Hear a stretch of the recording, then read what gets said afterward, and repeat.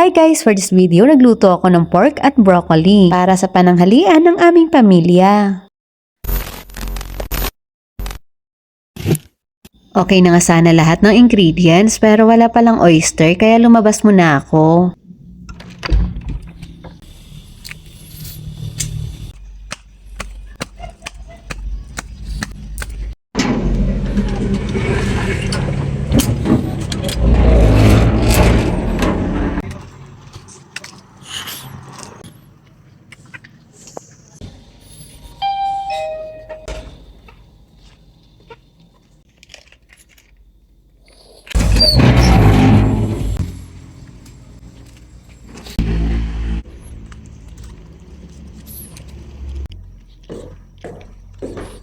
At dahil nga meron ng oyster, sisimulan ko na ang pagluluto.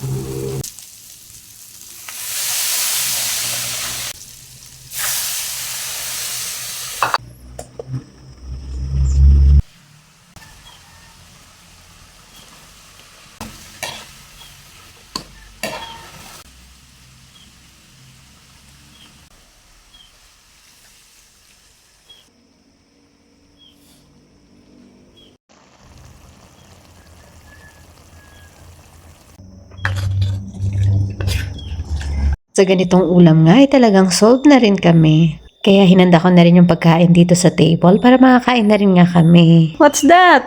Water. For? 3. For 3 of us? 1 for Nanay. 1 for For mine? Tatay and Just for mine. for Mia.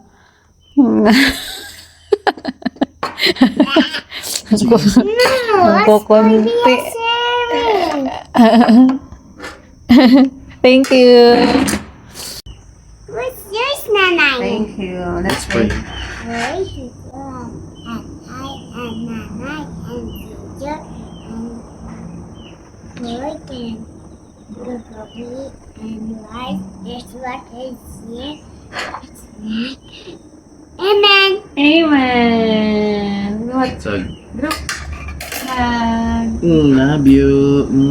Thank you. Thank you.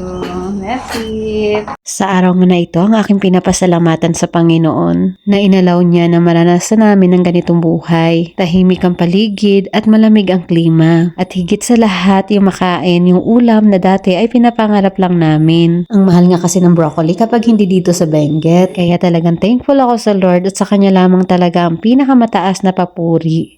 Thank you for being with us and see you in my next sharing.